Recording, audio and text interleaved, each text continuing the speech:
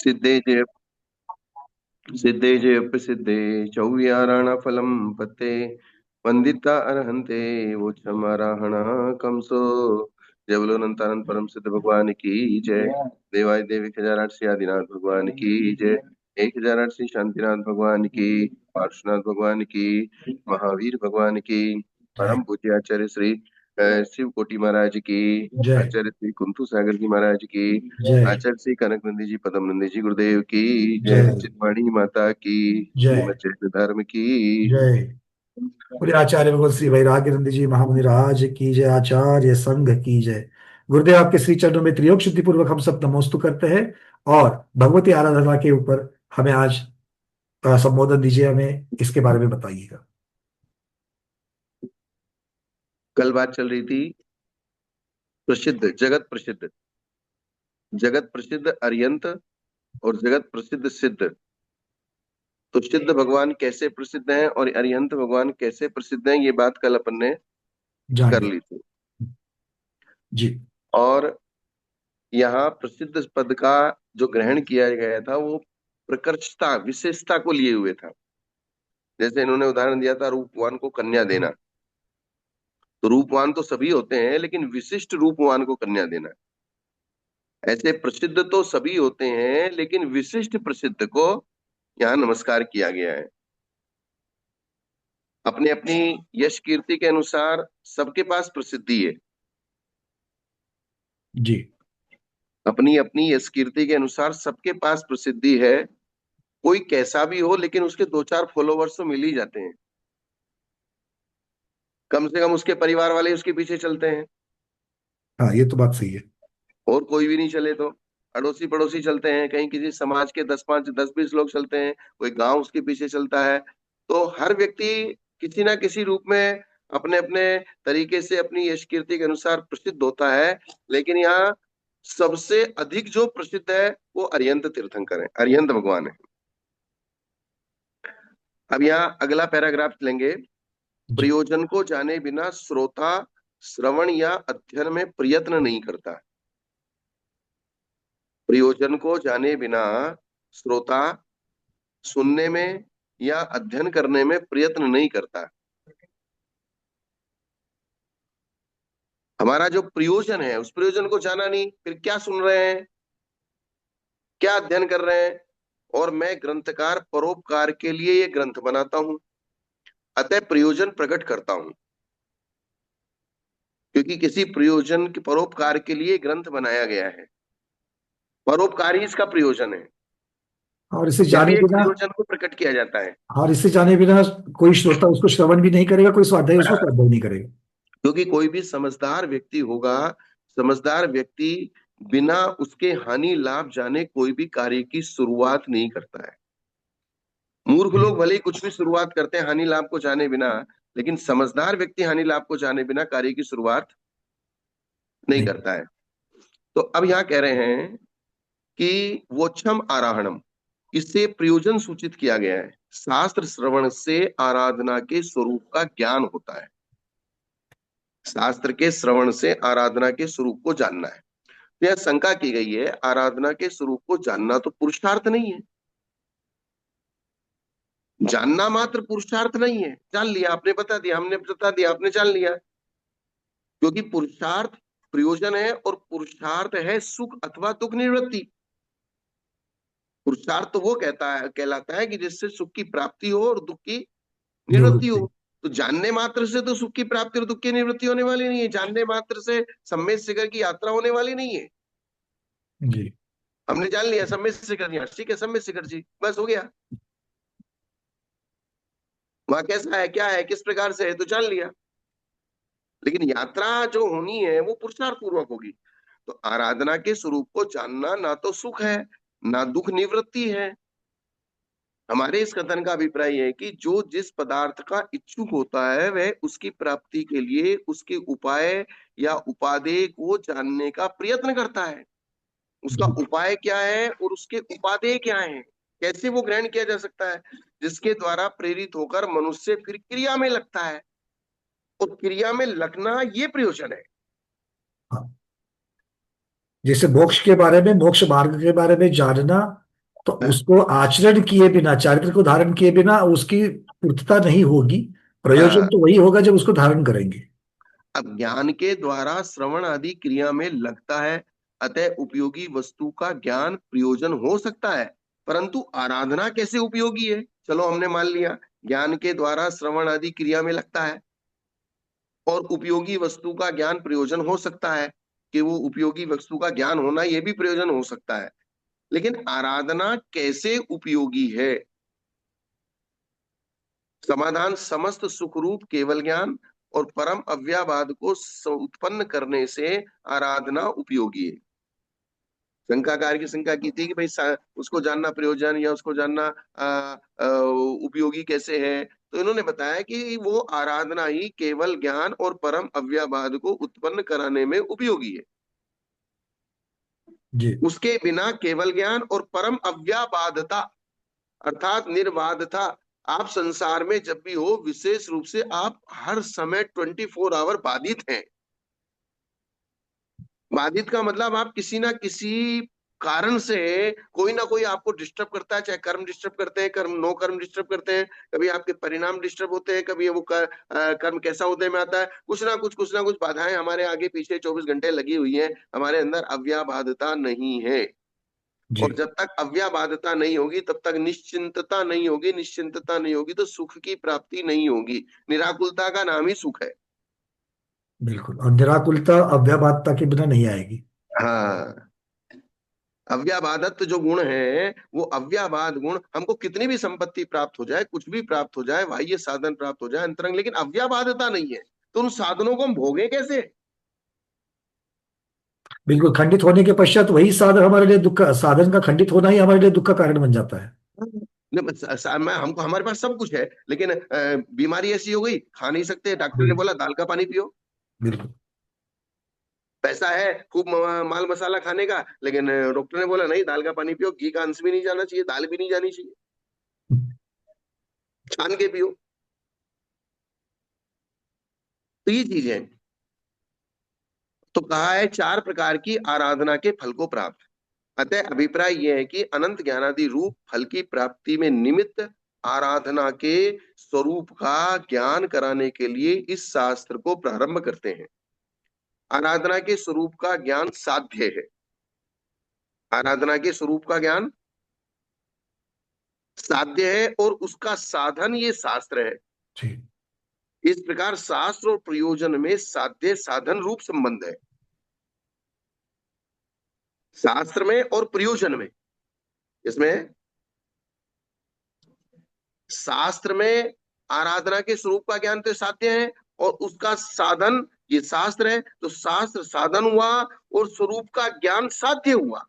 जी शास्त्र रूपी साधन से हम आराधना रूपी साध्य को जानेंगे, अर्थात आराधना को जानना ही साध्य है।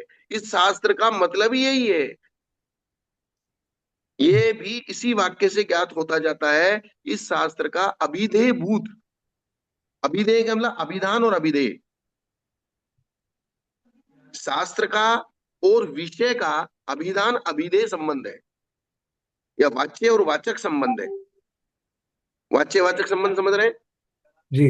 तो ये बात यहाँ पर कह रहे हैं कि जो मार्ग है वो शास्त्र है, और उस मार्ग के अंत में आपको आराधना का स्वरूप मिल जाएगा।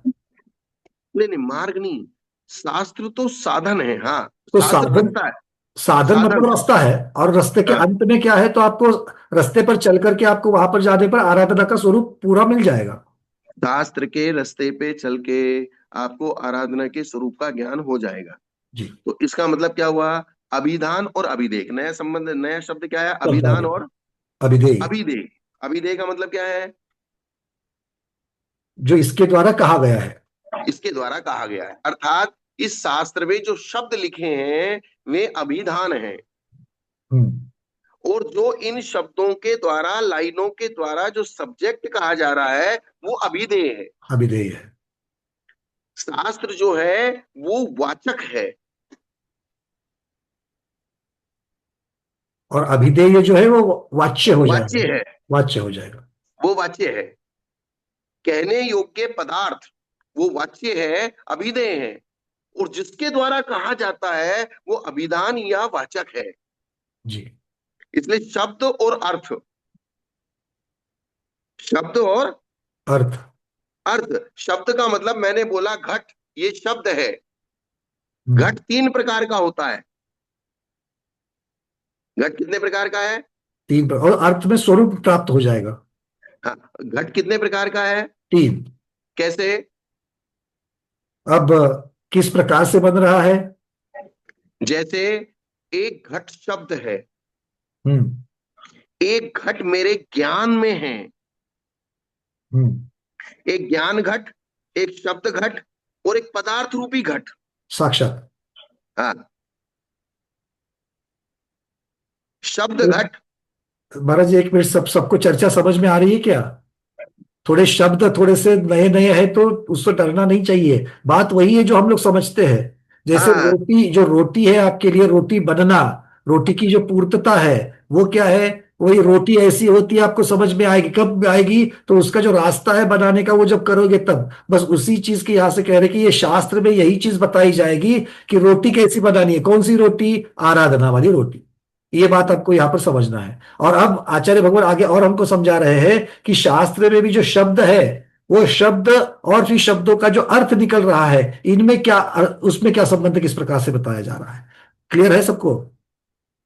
इन चीजों को मतलब, हाँ, ध्यान थोड़ा से सा सुनना। गहराई, क्योंकि जितना भी हमको प्रमेय जानना है वो द्वादशांग के अनुसार जानना है। जी। सबसे बड़ी पहली शर्त क्या है?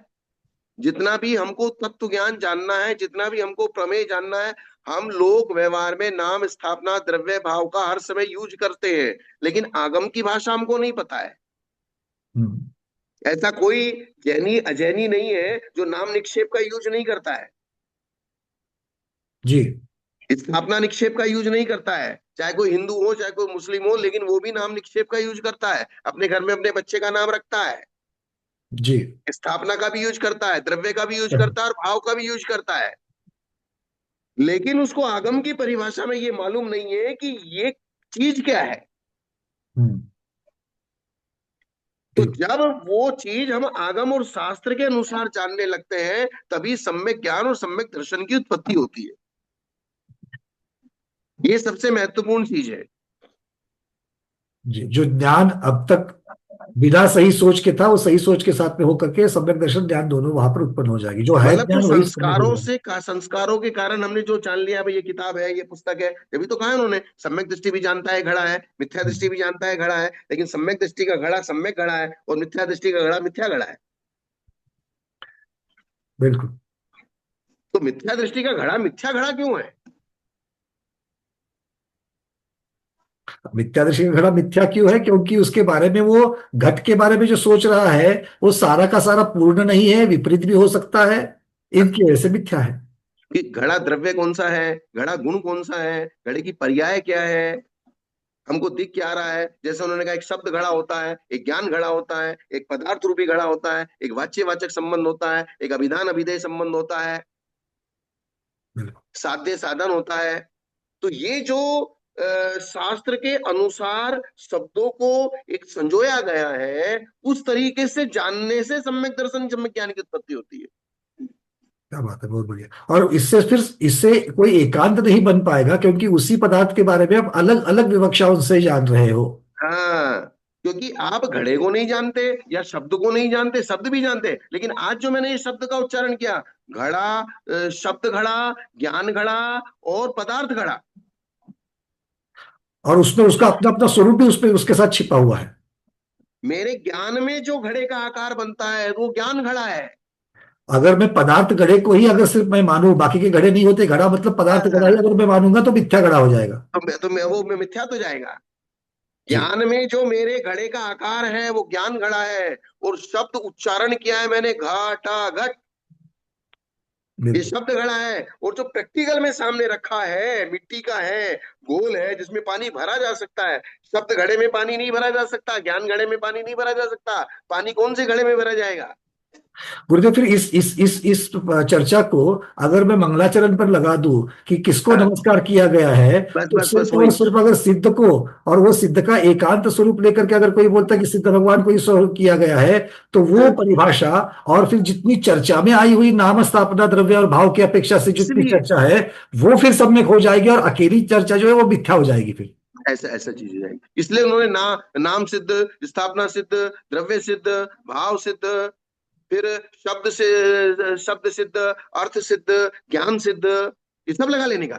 बिल्कुल बिल्कुल, और तभी जाकर के समग्र उसका स्वरूप जो है वो हमें समझ में आएगा। और समग्र स्वरूप समझ में आएगा, तब जाके वो सम्यक ज्ञान की उत्पत्ति की शुरुआत होगी। बिल्कुल बिल्कुल बिल्कुल। बहुत बढ़िया, बहुत सुंदर है ये।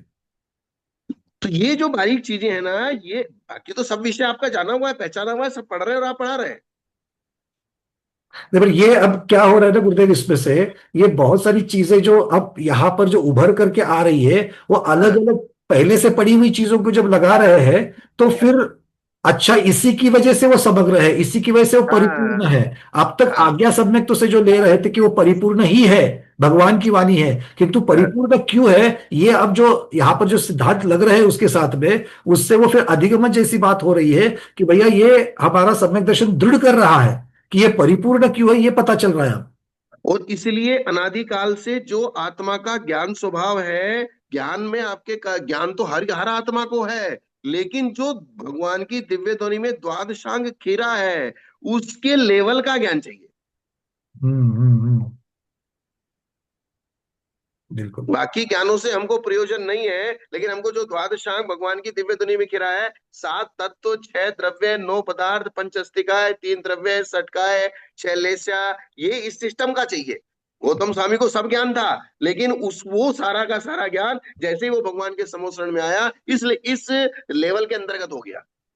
बिल्कुल बिल्कुल।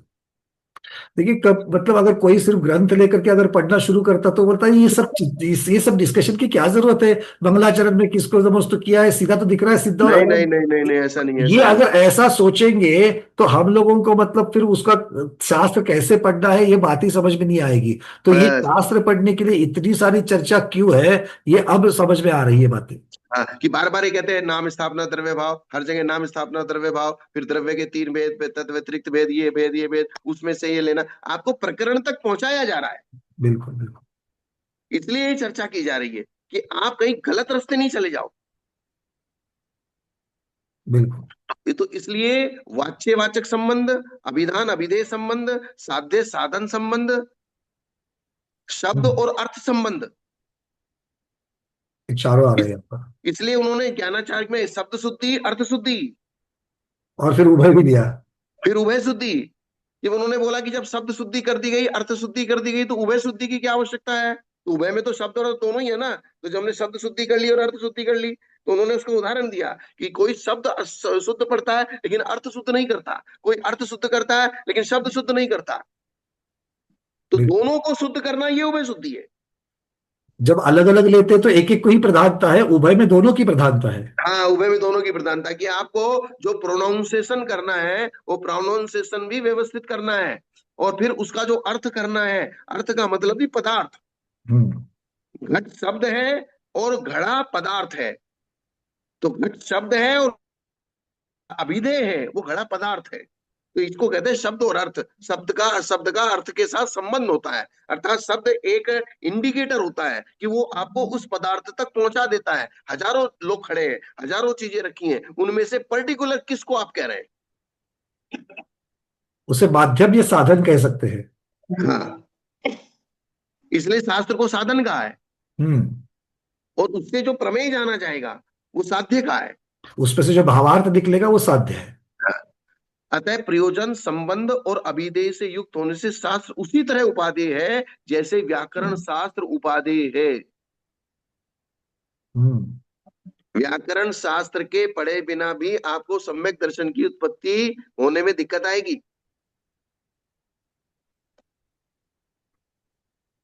क्योंकि हमारा अधिकांश आगम प्राकृत या संस्कृत में लिखा हुआ है, जी।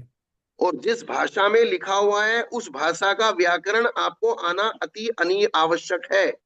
बिल्कुल, उसके बिना नहीं तो अर्थ का अनर्थ भी हो सकता है। अब इसलिए तो अर्थ वो के अनर्थ हो रहे हैं। उन्हीं अर्थ के शब्द अनर्थ होने का उन्हीं कारण क्या है? एक ही शब्द का अलग अलग अर्थ निकल सकता है। हाँ, एक शब्द के 50 अर्थ होते हैं, एक शब्द के कि किस प्रकार से कहा गया है और आपने अर्थ क्या कर लिया गया है, तो ये सारी समस्या हो जाती है। बिल्कुल। इसलिए जितना अगर आपको वास्तव में आचार्यों के दिल तक, गहराई तक जाना है, तो व्याकरण शास्त्र का अभ्यास करना भी बहुत जरूरी है। इसलिए उन्होंने यहाँ उदाहरण क्या दिया कि जिस प्रकार से प्रयोजन संबंध अभिदेश से युक्त होने से शास्त्र उसी तरह उपादेय है जैसे व्याकरण शास्त्र उपादेय है। पहले व्याकरण शास्त्र को उपादेय तो माने सब लोग, ये बहुत महत्वपूर्ण बात है। हाँ, यहाँ लिखा है स्पष्ट, बिल्कुल। ये शास्त्र उसी तरह उपादेय है जैसे व्याकरण शास्त्र उपादेय है। क्योंकि शास्त्र को पढ़ने से पहले आपको इसकी व्याकरण आनी चाहिए, इसके संबंध जोड़ने आने चाहिए, इसके वाक्य समझने आने चाहिए। नहीं समझोगे तो आपको प्रमेय तक कैसे जाएंगे? बिल्कुल। ये तो आपकी मदर लैंग्वेज है, हिंदी लैंग्वेज, इसलिए मदर लैंग्वेज में शास्त्र का अनुवाद कर दिया गया है। इसलिए मदर लैंग्वेज से अपन, और मदर लैंग्वेज से बहुत जगह गड़बड़ी हो जाती है। हुई है। इस प्रकार इस गाथा से मंगल, प्रयोजन, संबंध, अभिधेय, इन सबको सूचित किया गया है। जी। इस गाथा से मंगल को भी सूचित किया गया है, प्रयोजन को भी सूचित किया गया है, संबंध को भी सूचित किया गया है और अभिधेय को भी सूचित किया गया है। जी। क्रमशो का अर्थ है क्रम से, अर्थात पूर्व शास्त्र में जैसा कहा है वैसा कहूंगा, अपने मन के क्रम से नहीं कहूंगा। हम्म। गाथा में एक शब्द क्या है? कमसो। सिद्धे हाँ, जैप सिद्धे चौविहारण फलम पत्ते वंदिता अर्हन्ते वोच्चम आराहणा कमसो। तमसो। अर्थात एक एक शब्द का ऑपरेशन किया जा रहा है। इससे ये सूचित किया है कि एक ग्रंथकार की अपनी बुद्धि की उपज नहीं है, किंतु आप्त पुरुषों के वचनों के अनुसार होने से ये शास्त्र प्रमाण है। अर्थात पहले हमको ये सेटिस्फेक्शन होना चाहिए कि जो शास्त्र कहा गया है, ये शास्त्र कहा जा रहा है, जो मैं कह रहा हूं मैं नहीं कह रहा हूं, ये शिव कोटि महाराज ने कहा है। और शिव कोटि महाराज ये कह रहे हैं कि मुझे पूर्व परंपरा से जैसा मिला है वैसा मैं कह रहा हूं, और पूर्व के ये कहेंगे, लास्ट में वो तीर्थंकर के ऊपर ले जाके छोड़ेंगे कि हाँ, दिव्य ध्वनि से ये आया हुआ है। विवेक बुद्धि से जैसा आया है।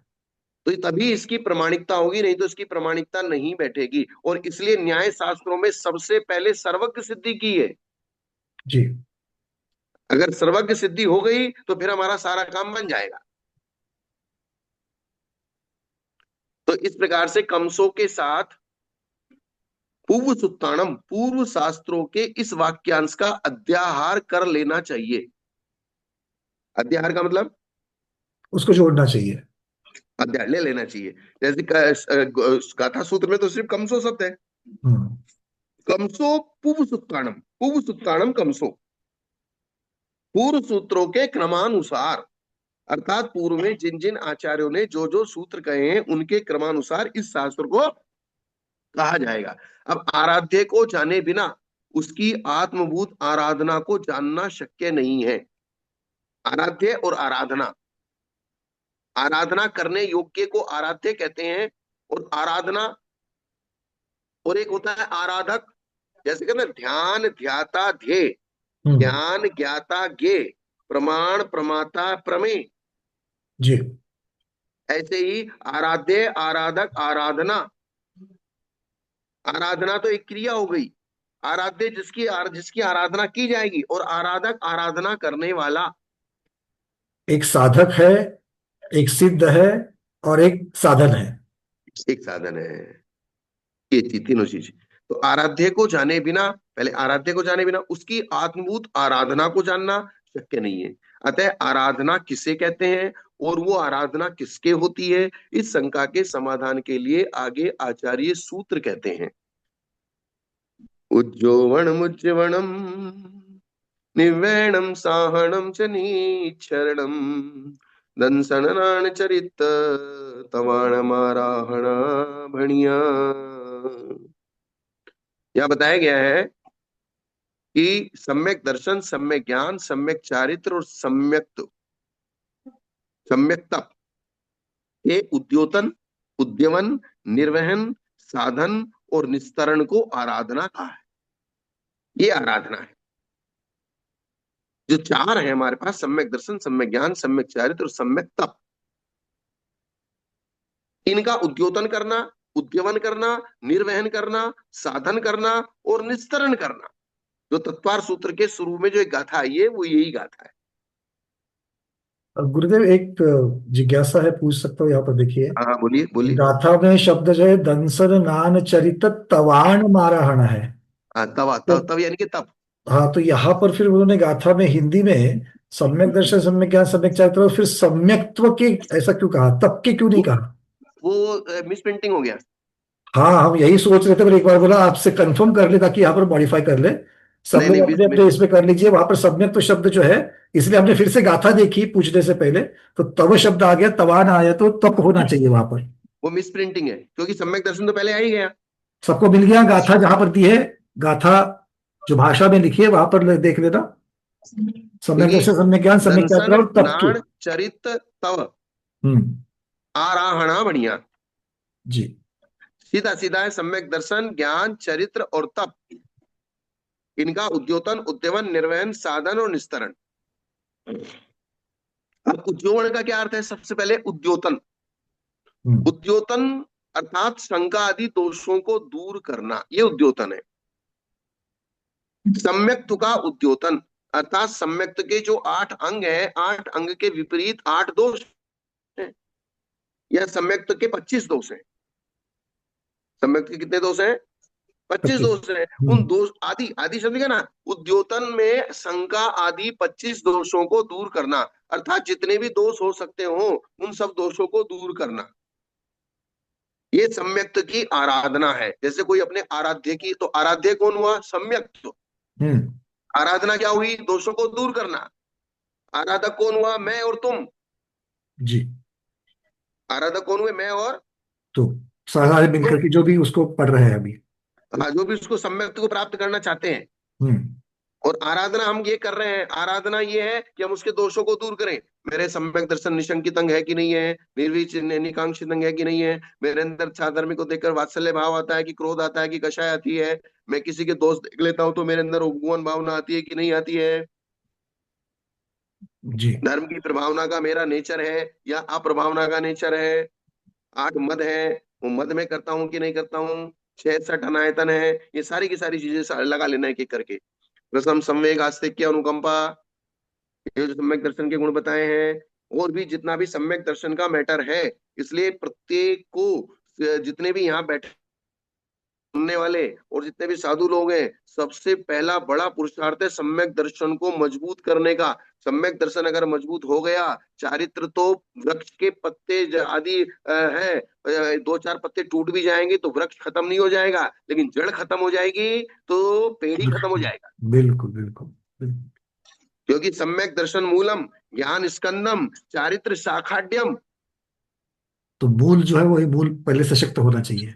मूल सशक्त अगर है तो एक आधी शाखा टूट भी गई ना, अगर आपके चारित्र में कहीं थोड़ा बहुत दोष भी लग गया, शिथिलाचार भी हो गया, तो उसको ठीक किया जा सकता है, लेकिन जड़ी चली जाएगी तो फिर क्या करेंगे? जी जी। पूरा पेड़ ही खत्म हो जाएगा। इसलिए हम लोगों के पास सम्यक दर्शन का एक मैटर परमानेंट ऐसा बना हुआ होना चाहिए, जिसको हम रोज अध्ययन कर सकें, चिंतन कर सकें, दिमाग में ला सकें और प्रैक्टिकल में उसको उतार सके कि मेरे सम्यक दर्शन में कहीं दोषपना तो उत्पन्न नहीं हो रहा है। जी। और ये मुख्यतः तो से चरदान योग की अपेक्षा से उसको देखा जाएगा। हाँ, क्योंकि करणान योग का सम्यक दर्शन तो अवधि ज्ञानी मने परे ज्ञानी जानते। बिल्कुल, वो क्योंकि वहां पर तो मुख्यतः से कर्म की अपेक्षा से क्षय उपशम की अपेक्षा से वर्णन होगा। वो आत्मा में जो क्षय और क्षयोपम उपशम देखा जाना है, वो अवधि ज्ञानी मने परे ज्ञानी केवल ज्ञानी जानेंगे, वो हमारा विषय बिल्कुल नहीं है। बिल्कुल बिल्कुल। तो शास्त्र में कही गई वस्तु के विषय में क्या ऐसा है अथवा नहीं है, इस प्रकार से उत्पन्न हुई शंका को, जिसका दूसरा नाम संशय है, ये दूर करना ही सम्यक आराधना है। निशंकित निशंकित अंग की परिभाषा बता रहे, युक्ति के जी। बल से अथवा आप्त वचन के द्वारा ये इसी प्रकार है, ऐसा निश्चय करके उत्पन्न हुई शंका को दूर करना, ये सम्यक्त्व का उद्योतन है। यहाँ पर उद्योतन मतलब प्रकाश करने जैसी बात कर सकते हैं। हाँ, जैसे प्रकाशित करना। हाँ, उद्योत मतलब जैसे प्रकाश, सब लोग उद्योत शब्द से पहले से हम लोग उसको परिचित है। तो जैसे अंधेरा दोष मानेंगे, तो अंधेरे हाँ, को दोष, अंधेरा नाम का जो दोष है वो कैसे निकल जाएगा, तो प्रकाश होने से निकल जाएगा। वैसे सम्यक्त्व का प्रकाश होने से मिथ्यात्व का अंधेरा निकल जाएगा। अब यहाँ पर ये तो अभेद रूप से हो गया। अब भेद रूप से आचार्य भगवान यहाँ पर समझा रहे हैं आप सबको, जैसे शंकादि दोष वगैरह जो शब्द लिखा है वो फिर उसके भेद रूप हो जाएगा। मतलब सम्यक जो आपको प्राप्त हो गया है, अब उस सम्यक दर्शन को, दोषों को दूर करने और उसकी प्रकाशित करना है, उसको चमकदार बनाना है। जी जी जैसे हीरा हमको मिल गया है, लेकिन हीरे को शान पे, पत्थर पे घिस के उसको चमकदार बनाना है, अंगूठी में पहनने लायक बनाना है। जी। ऐसे जैसे मान लीजिए आपको सम्यक दर्शन की प्राप्ति हो चुकी है, यहाँ मुनियों के लिए शास्त्र है, चौथे पांचवें छठे सातवें गुणस्थान वालों के लिए शास्त्र रचा गया है। ये मिथ्या दृष्टियों की बात नहीं चल रही है। यहाँ ऑलरेडी सम्यक दर्शन आपको प्राप्त हो चुका है, अब उसको घिसना है, हाँ, उसके अविभाग प्रतिच्छेद बढ़ाने हैं, इस तो सीधी सीधी उसकी बात। ताकत बढ़ानी है, उसकी कीर्ति बढ़ानी है, उसका उद्योत करना है, उसका प्रकाश करना है, उसकी चमक बढ़ानी है। तो चमक बढ़ाने के लिए उसके दोषों को दूर करना है। जी जिसका विरोधी जहां होता है वो वहां नहीं रह सकता। जैसे शीत स्पर्श से व्याप्त चंद्रमा में उष्णता नहीं ठहरती, इसी प्रकार से निश्चयात्मक ज्ञान संशय का विरोधी होता है। अगर आपको निश्चय है तो संशय नहीं है, और संशय है तो निश्चय नहीं है, दोनों विरोधी है। दोनों एक साथ नहीं रह सकते। अतः इन दोनों में नियम से विरोध है। निर्णय रहेगा तो संशय नहीं रहेगा, और संशय रहेगा तो निर्णय नहीं रहेगा, क्योंकि एक के रहते समय वहां दूसरा नहीं रहता है। आगे हम कांक्षा आदि का स्वरूप और उसके निराश का क्रम कहेंगे। कांक्षा आदि ये इन्होंने एक में घटा के बता दिया। सम्यक दर्शन का दोष रहित परिणाम कैसे करेंगे, क्रम क्रम से। कांक्षा आदि को बाद में बताएंगे। अनिश्चय अथवा विपरीतता ज्ञान का मल व दोष है।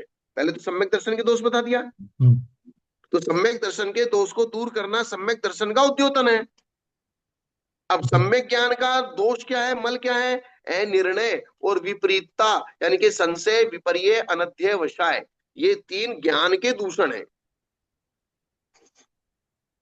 किसके दूषण है? ज्ञान के दूषण। ज्ञान के दूषण। संशय, विपर्य और अनध्य वशाय, तो ये अनध्यवसाय। ज्ञान, ज्ञान के दूषण है। तो निश्चय के द्वारा अनिश्चय का परिहार हो जाएगा, यथार्थता से विपरीतता का निराश हो जाएगा।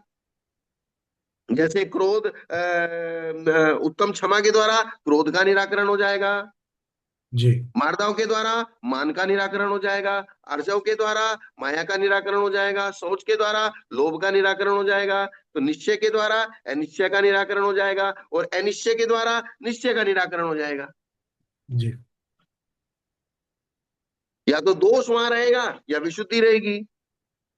दोष हट जाएगा तो विशुद्धि रहेगी, और विशुद्धि हट जाएगी तो दोष आ जाएगा। और यथार्थता से विपरीतता का निराश हो जाता है। ये ज्ञान का उद्योतन है, अर्थात ज्ञान का निश्चयात्मकपना और विपरीतता से रहित होना, यही ज्ञान का प्रकाश है। अर्थात हम, हमारे पास जो ज्ञान है उसमें हम एक तरीके से निर्णयात्मक है। अगर हम निर्णयात्मक नहीं है, बार बार संशयात्मक है, तो पुरुषार्थ नहीं हो पाएगा। आगे ही नहीं बढ़ पाएंगे। हाँ, जैसे चौराहे पे आप खड़े हो, आपने रास्ता पूछा कि बोले भाई साहब हमको यहाँ जाना है, वो एक ने बताया बोले इधर इधर की तरफ जाओ, दूसरे ने बताया बोले इधर जाओ, तीसरे ने बताया इधर जाओ, चौथे ने बताया इधर जाओ, पांचवें ने फिर एक नया रास्ता बता दिया। तो अब क्या आपके कदम चलेंगे? नहीं, बिल्कुल नहीं। वहीं खड़े रहेंगे। और अगर किसी ने विपरीत बता दिया, विपरीत आपके कदम चले गए, तो फिर वापस से बिना निर्णय किए आपने बिना सोचे समझे चल दिए, तो फिर वापस आना पड़ेगा जितने गए। जी। तो इसलिए जहां निर्णय होता है वहीं पुरुषार्थ व्यवस्थित होता है, और जहां निर्णय नहीं होता पुरुषार्थ व्यर्थ चला जाएगा। जैसे किसान ने खेत में खड्डा खोदा, 10 फीट का खोदा, पानी नहीं आया, फिर दूसरा 10 फीट का खोद दिया, फिर पानी नहीं आया, फिर तीसरा 10 फीट का खोद दिया, फिर पानी नहीं आया, चौथा 10 फीट का खोद दिया। अरे भाई ऐसे कैसे चलेगा? ना तो निर्णय हुआ, फिर खड्डे खड्डे खड्डे पूरे खेत को खड्डा बना दिया। यथार्थता ज्ञान का उद्योतन था, निश्चयात्मक और विपरीतता रहित होना ज्ञान का उद्योतन है। अब भावना न करना चारित्र का दोष है। कितनी बड़ी बात बताइए यहाँ। बहुत सुंदर वाक्य है ये। बहुत सुंदर वाक्य है। द्रव्य के पहले भाव को लिया यहाँ पर। चारित्र, चारित्र, तो चारित्र आपने चारित्र धारण कर का, लिया। चारित्र का बल मतलब भावना, जैसे मान लीजिए भावलिंग और द्रव्यलिंग की जब चर्चा करते हैं तो नहीं नहीं नहीं, बिना, वो बात नहीं है, ये वो वाली चीज नहीं है, भावलिंग द्रव्यलिंग की बात नहीं है।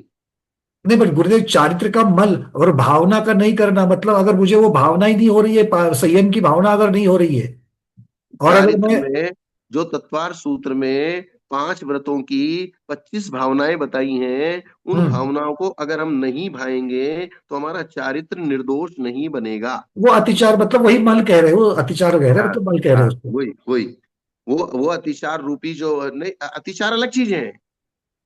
और अतिचार अलग चीज है, 5 5 व्रतों दृढ़ के करने पांच की, पांच अतिचार। हाँ दृढ़ करने की भावना जो है वो दृढ़ करने की भावना वाली चल रही है यहाँ। 5 5 व्रतों के 5 अतिचार, उनको और दूर करना, तो वे दूर होंगे कैसे?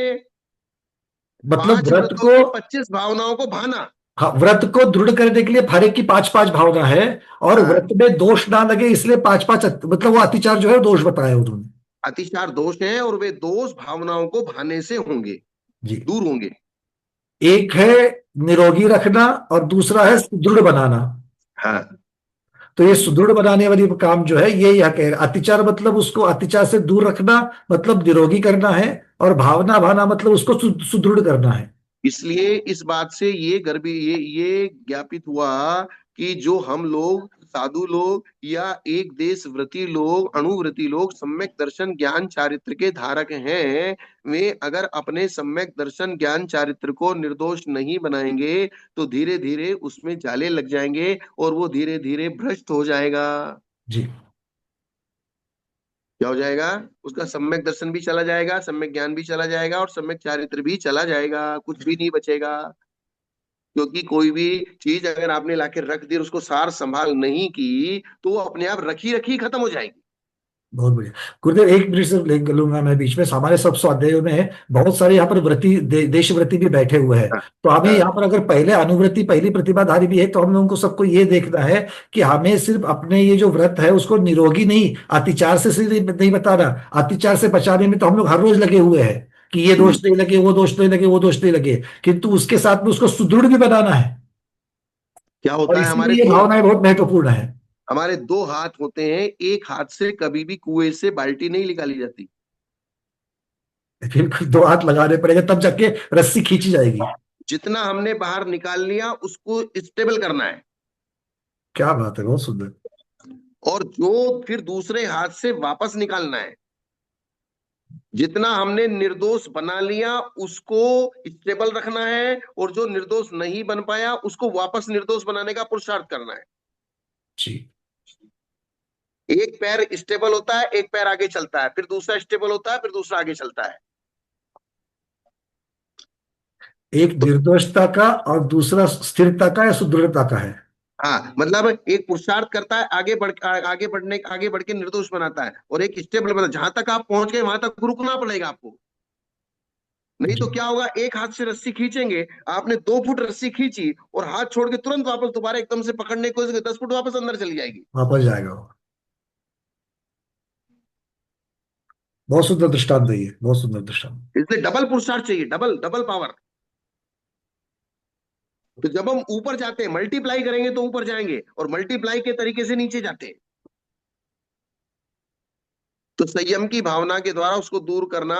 असंयम रूप परिणाम तप का कलंक है। तप का मल क्या है? असंयम रूप परिणाम। अर्थात जब हम तपस्या करते हैं, पहाड़ के ऊपर बैठे हैं, उपवास कर रहे हैं, नीरस कर रहे हैं, काय क्लेश कर रहे हैं, सर्दी लग रही है, गर्मी लग रही है, सर्दी गर्मी को हम सहन कर रहे हैं, और धीरे धीरे वो इतना हार्ड होता जा रहा है कि हम असंयम की इच्छा कर रहे हैं। अर्थात कुछ गर्माहट मिल जाए, कुछ अग्नि मिल जाए, कुछ ठंडक मिल जाए, ठंडा पानी मिल जाए। तो गर्मी तो अग्नि से पैदा होगी, तो अग्नि को जलाने में आरंभ करना पड़ेगा। आरंभ करना पड़ेगा तो असंयम होगा। गर्मी में ठंड चाहिए तो कूलर चलाना पड़ेगा, पंखा चलाना पड़ेगा, एसी चलाना पड़ेगा, तो वो असंयम का निमित्त है। तो यहाँ क्या लिखा? असंयम रूप परिणाम तपस्या का मल है, कलंक है। जी, अगर आपने संयम को धारण करके असंयम की इच्छा की, तपस्या को धारण करके असंयम की इच्छा की तो वो तपस्या आपकी भंग है। संयम की भावना से उसे दूर करना तपस्या का उद्योतन है। अर्थात जो असंयम रूप परिणाम हुआ है, अर्थात आरंभ रूप परिणाम हुआ है, वो आरंभ रूप परिणाम को वापस संयम रूप परिणाम के द्वारा उसको दूर करना, ये तपस्या की चमक है। ये हुआ यहां तक इन्होंने सामान्य रूप से उद्योतन की परिभाषा। सम्यक दर्शन, सम्यक ज्ञान, सम्यक चारित्र का और सम्यक तप का उद्योतन अर्थात प्रकाशन, अर्थात उनके मलों को दूर करना। तो हमारे पास प्रैक्टिकल में सबसे पहली चीज यही है। हमारे पास ज्यादा ज्ञान हो जाए कम ज्ञान हो जाए वो चलेगा, लेकिन इन चार चीजों के अतिचार और दोष हमारे पास लिखे हुए होने चाहिए, उनकी भावनाएं लिखी हुई होनी चाहिए, उसका पूरा एक लिटरेचर हमारे पास जरूर होना चाहिए, क्योंकि रत्नत्रय ही सबसे बड़ी महत्वपूर्ण चीज है। जी। जहां भी हमको ये मैटर मिल जाएगा उस सारे मैटर को एक जगह कलेक्शन किया जाए। प्रत्येक व्रती को, प्रत्येक त्यागी को, प्रत्येक दिगंबर को, प्रत्येक आरिका को, चुल्लक को, चुल्लिका को, एक प्रतिमा से लेके 11 प्रतिमाधारी तक को, कि मैंने जो व्रत लिए हैं उसमें सम्यक दर्शन का दूषण क्या है, सम्यक ज्ञान का दूषण क्या है, सम्यक चारित्र का दूषण क्या है, तप का दूषण क्या है, और उसको स्टेबल रखने की क्या विधि है। जी। और इनके ऊपर निरंतर सबसे पहले सामयिक आदि में, क्योंकि वो तीनों टाइम सामयिक करता है, सामयिक में चिंतन होना जरूरी है। बहुत सुंदर। ये प्रैक्टिकल चीज है। ठीक है ना, आज इतना ही रहने दे। ठीक है गुरुदेव, बहुत सुंदर, काफी उद्योतन वाली बात जो है वो पूरी खुल गई यहाँ पर। हाँ। चलिए, तो और जय किसी को एक हिंद। आधा कोई प्रश्न, एक हाँ, आधा। दो हाथ ऊपर आया है। विजय ठोलिया दीदी पूछिए।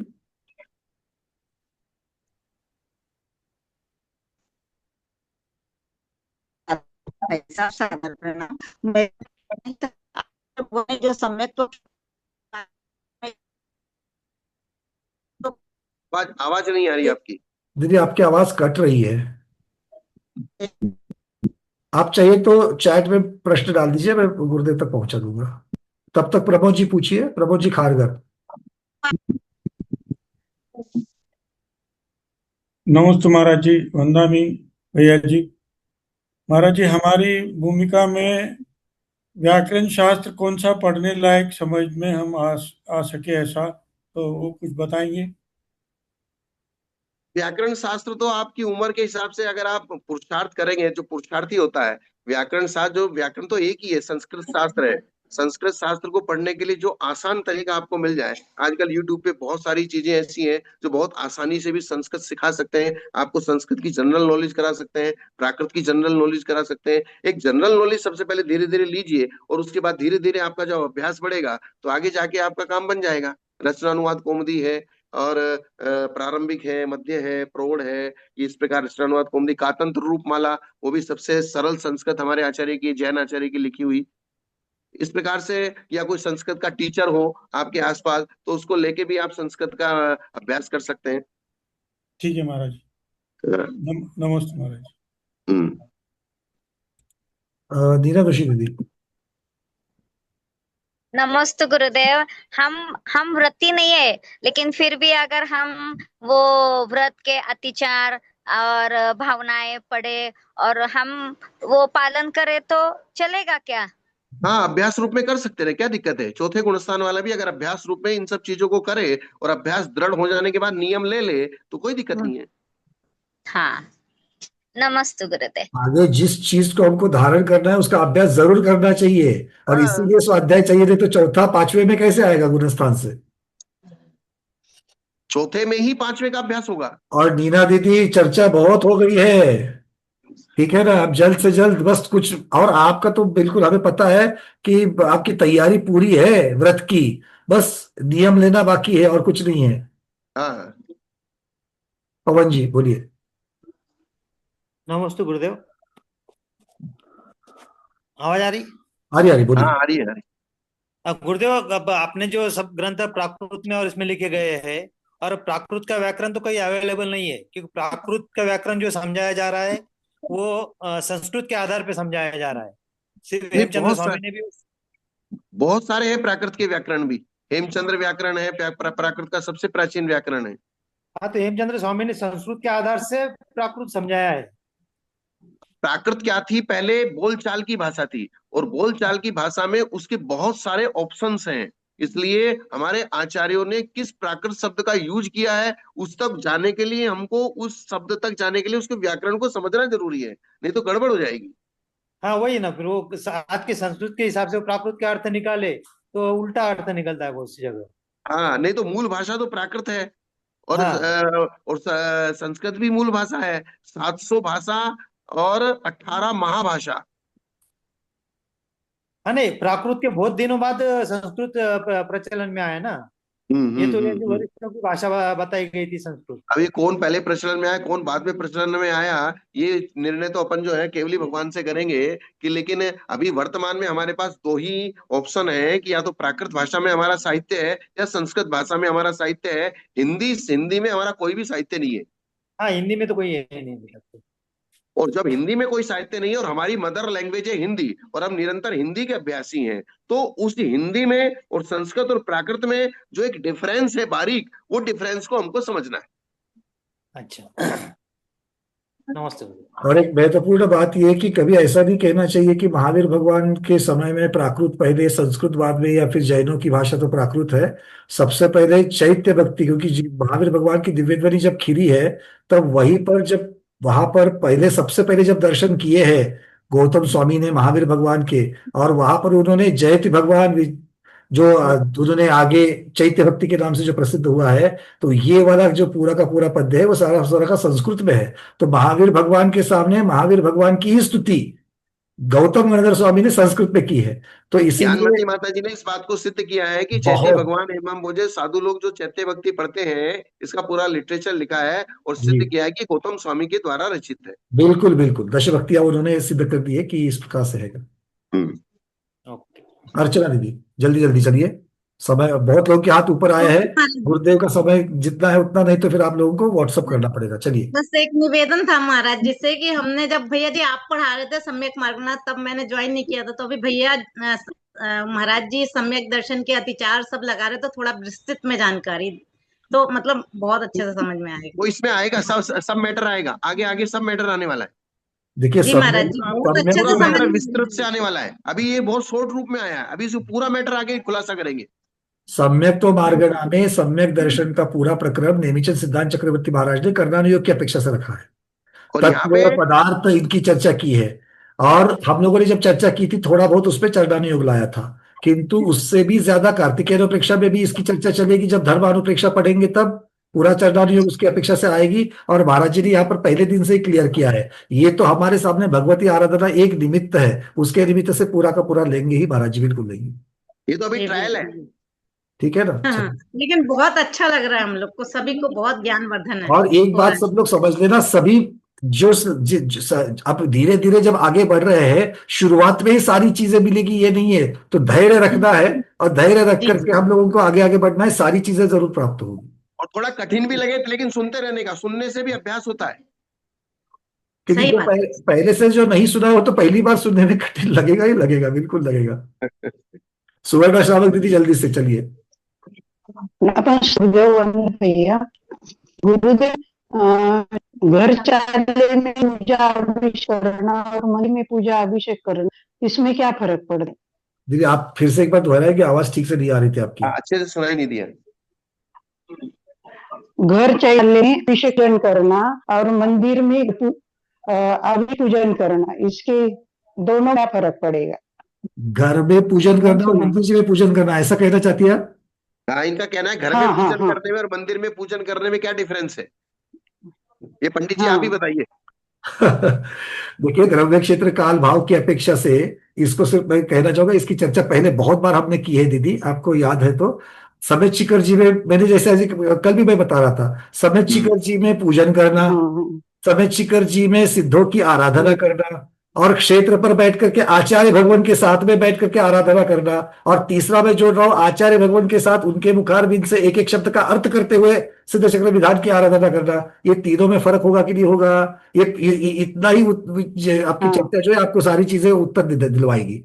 ठीक है, तो ये अल्प बहुत्व की अपेक्षा ठीक से है। फर्क जरूर पड़ेगा, हम बाकी बार तो बार आपको बोलते हैं अपने घर में पूजा करना, अपने गांव के मंदिर में पूजा करना, अतिशय क्षेत्र पर पूजा करना, सिद्ध क्षेत्र में पूजा करना, और सिद्ध क्षेत्र में भी सम्मित शिखर पे पूजा करना, उसमें भी और पहाड़ के ऊपर पारसनाथ टोंक के ऊपर बैठ के पूजा करना। ये ऐसे क्रम क्रम से भावों की विशुद्धि की वृद्धि होती है। बस, ये अल्प बहुत्व की अपेक्षा है। क्या आज होता है हम लोग जो अजय, एक क्या होता है मंदिर में थोड़ा मन नहीं होता, थोड़ा जिस घर में लगता वहाँ थोड़ा आवाज रहता तो देखो, थोड़ा इसके बारे में भी दीदी में आपको याद है तो मैंने कहा था। और ये भी एकांत नहीं है। हाँ आपके घर में बिल्कुल बैठ के भी मंदिर से ज्यादा विशुद्धि हो सकती है। बिल्कुल।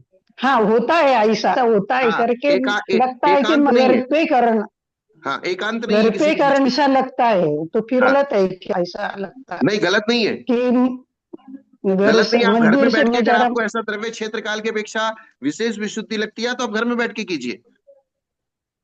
हाँ हाँ वही पूछना, थोड़ा ऐसा कोई लगता दिक्कत है नहीं, कभी कि अपने घर कोई में दिक्कत नहीं, कोई हम्म, दिक्कत नहीं है। आप घर में बैठ के आराम से शांति से निर्विकल्प रूप से पूजा कीजिए, कोई दिक्कत नहीं। हाँ सुवर्ण दीदी, एक ठीक चिंतन आपको मैं है, देना अजय। चाहूंगा। आचार्य श्री ने आपको उत्तर शब्द दिया ही है, एक चिंतन मैं आप लोगों को देना चाहूंगा इस यहाँ पर, कि देखिए बहुत बार हमको इस प्रकार की कंप्लेंट सुनने के लिए मिलती है कि मंदिर जी में कोई बाजू में जो बैठा है वो जोर जोर से पूजन बोल रहा है, हमें उसमें बहुत सारा डिस्टर्ब होता है, उसकी तरफ हमारा ध्यान जाता है, हमारी पूजन में हमें अच्छी तरीके से उपयोग नहीं लगता, तो उनको दोष लगेगा कि नहीं लगेगा? उसको क्या लगेगा क्या नहीं लगेगा उसको छोड़ दो।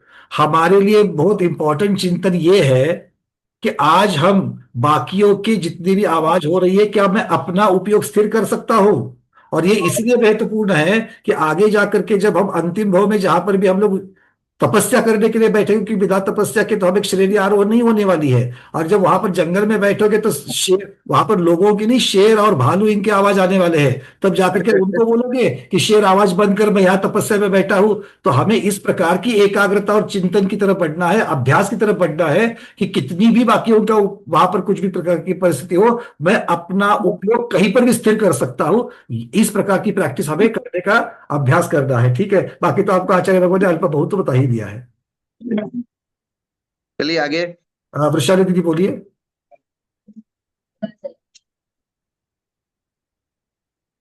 वृषाली दीदी, आप अनम्यूट किया है, जल्दी से। चलिए, तब तक कुसुम दीदी मुंबई बोलिए। मेरे को खाली अभिधेय का अर्थ थोड़ा समझना था। अभिधेय का मतलब जो कहने योग्य प्रमेय है उसको अभिधेय कहते हैं, और अभिधान का मतलब होता है शब्द शास्त्र। एक शब्द शास्त्र होता है, एक अर्थशास्त्र होता है। शब्द हाँ शास्त्र में हम व्याकरण सीखते हैं, और अर्थशास्त्र में जैसे हमने ये कहा कि अग्नि से ठक प्रत्यय करना है, तो अग्नि पदार्थ से ठक प्रत्यय नहीं करना, अग्नि शब्द से ठक प्रत्यय करना है। इस व्याकरण का नियम हो गया। हम्म, और अग्नि के ऊपर दूध रखना है तो अग्नि शब्द के ऊपर दूध नहीं रखना है, जलती हुई अग्नि के ऊपर दूध रखना है। हाँ समझ में आया ना डिफरेंस? एक शब्दार्थ है, एक भावार्थ है। अच्छा एक शब्द है, एक अर्थ है। एक शब्द शास्त्र है, एक अर्थशास्त्र है।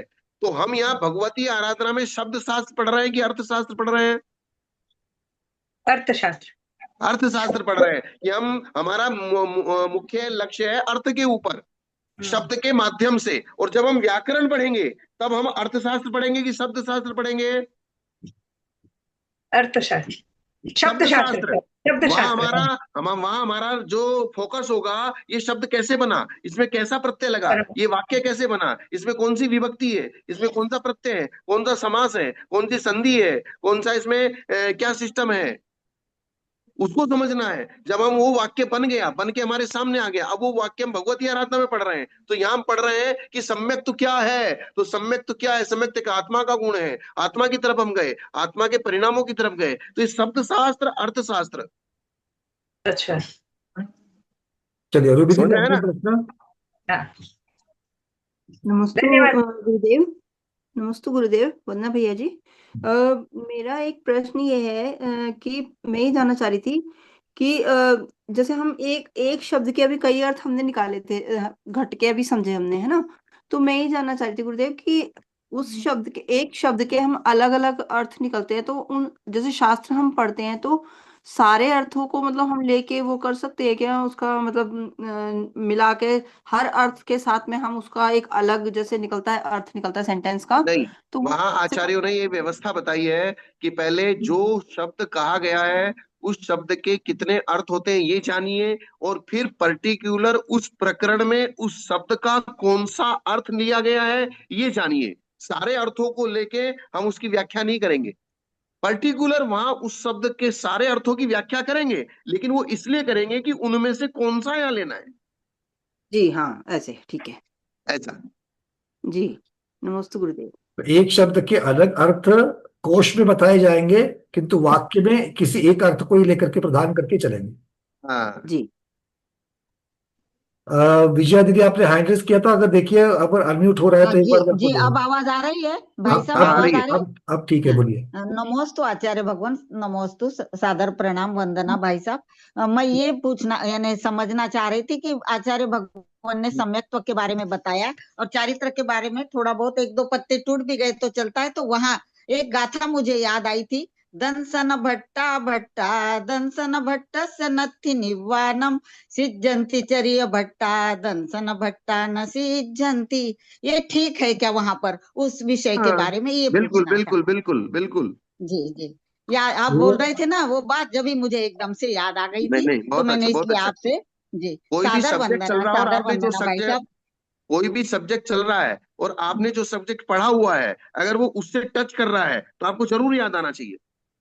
जी जी जी, याद आ जाता है कभी कभी, आपके हाँ, आशीर्वाद से बहुत बार याद आ जाता है, तो इसलिए मैंने बोलना चाहा। ठीक ठीक। नमोस्तु भगवान, नमोस्तु, सादर वंदना भाई साहब, सादर प्रणाम।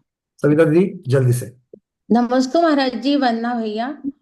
मैं है ना रोज तत्वार सूत्र लिखती हूँ, पर उस तत्वार सूत्र में स्टार्टिंग में एक तो आचार्य ग्रद पिच्छ है और दूसरा स्त्रग्ध धरा है, जिसमें 2 लाइन वही आती है, सिद्धे जपे सिद्धे चौवी हारा हणा फलमपते, लेकिन उससे पहले त्रैकाल्यम द्रवषटकम स्टार्ट होता है और लास्ट में उज्जवनम उज्जवनम भी आता है। तो मुझे 2 लाइन का भावार्थ अभी तक बहुत अच्छा पता लग गया, आचार्य श्री के मुखारबिंद से सुना मैंने सिद्धे जपे का, पर लिखती रोज थी, मुझे अर्थ नहीं आता था। पर जो ऊपर जो 2 लाइन लिखते हैं, त्रैकाल्यम द्रव षटकम नवपसहितम जी षटकाय लेशा, और लास्ट वाली भी थी उज्जवनम उज्जवनम निहनम साहनम शरणी शरणम दंस स्नाने चरितम, तो इनका क्या मतलब है? इनका भी मतलब सब इसमें आ जाएगा, क्रम क्रम से सब आ जाएगा। त्रैकाल्यम द्रव्य षटकम 3 काल होते हैं, 6 द्रव्य होते हैं, 9 पदार्थ होते हैं, 7 तत्व होते हैं, 6 लेशाएं होती हैं। ये सब जो ये सम्यक दर्शन के विषय के अंतर्गत है। तो ये चीज लिखनी चाहिए, सही चल रहा है या नहीं? लिखें तो नहीं, भी चलेगा? लिखे ना, कोई दिक्कत नहीं। मैटर तो सारा लिखना ही पड़ेगा ना आपको, समझने के लिए, हाँ याद रखने के लिए। हाँ आचार्य श्री, मैं रोज ऐसे लिखती हूँ, और जब ये भी मुझे छेपक टाइम कथा है, मिलता है तो मतलब मैं ऐसे लिखती हूँ। हाँ, ये अलग अलग शास्त्रों में से लिख के यहाँ सम्य तत्वार सूत्र के शुरू में इनको सेट किया गया है। अच्छा अच्छा, ये ओरिजिनल तत्वार सूत्र की नहीं है। हाँ, मैं वही सोच रही थी कि मैं ऐसे जो इसको देख के रोज लिखती हूँ, तो ये हाँ जो लाइन है वो सही है क्या? हाँ हाँ हाँ, ठीक है, कोई दिक्कत नहीं, लिखिए आप। तत्वार सूत्र नमस्ते। तो उमा स्वामी महाराज के द्वारा 2वीं शताब्दी में आ गया है, और त्रैकाल्यम द्रव्य षटकम इसका संदर्भ सीधे सीधे गौतम स्वामी से लगता है। पर एक बार ये है ना आचार्य सुधा सागर जी महाराज ने लिखवाए थे तत्वार सूत्र, तब से है ना उन्होंने एक ये दिया था कि इसको देख के लिखा करो, तब से मैं ऐसे लिखती रहती हूँ। नहीं, लिखिए तो लिखिए, आप लिखिए। ठीक जितना है। लिखेंगे आपका अभ्यास बढ़ता चला जाएगा, लेकिन जैसे जैसे आप किसी ज्ञानी विद्वान के पास बैठेंगे तो आपने जो पढ़ा हुआ है उसमें अगर कोई डिफरेंस आएगा तो उसको ठीक करते जाइए, बस इतना सा काम करना है। अच्छा, नमस्ते आचार्य श्री, नमस्ते। चलिए आज इतना ही रखते हैं। आचार्य भगवान श्री वैराग्यनंद जी महाराज के श्री चरण में बारंबार नमोस्तु करते हुए आज के सवालों को समापन करते हैं। जैनम जयतु शासनम।